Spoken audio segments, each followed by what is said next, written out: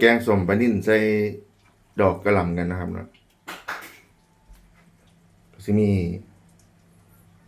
พริกแกงส้มแล้วก็เนื้อปลาที่เขาต้มไว้นะครับแล้วก็น้ำมะขามเปียกครับเข้ามาโขลกพริกแกงครับเนื้อปลาใส่กันนะครับ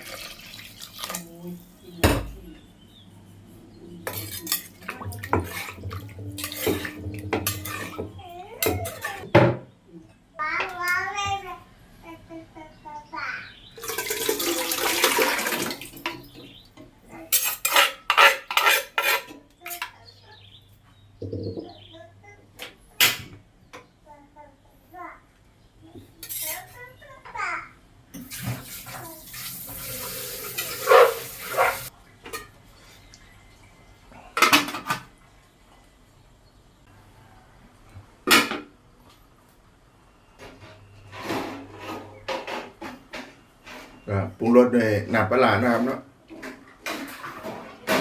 หรือว่าจะใส่กะปิก็ได้นะครับ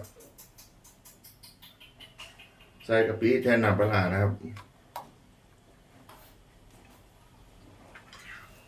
ใส่มะขามเปียกลงไปครับ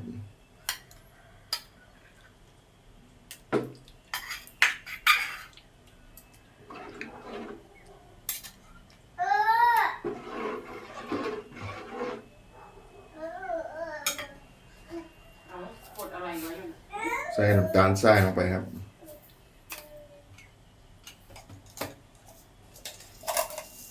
ผงชูรสนะครับ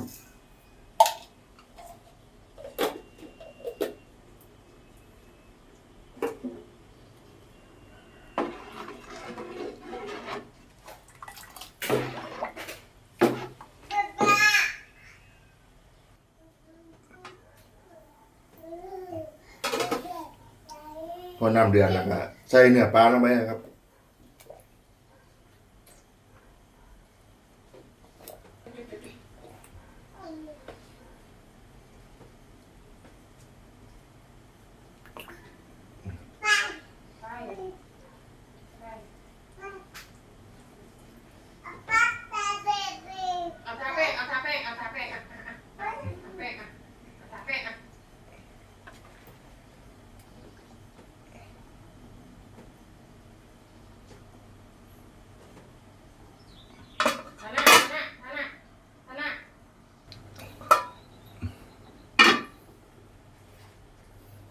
พอเนื้อปลาไก่สุกแล้วก็ใส่ดอกกระหล่ำลงไปเลยครับ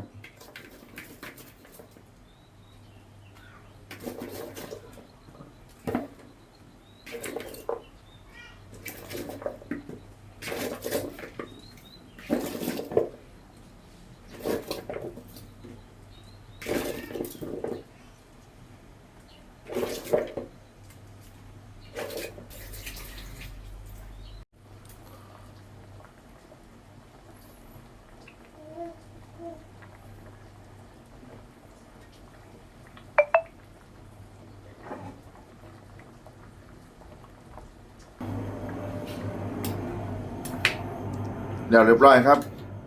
แกงส้มดอกกระหล่ำนะครับเนาะใส่ปลานิ่นแซ่บๆครับ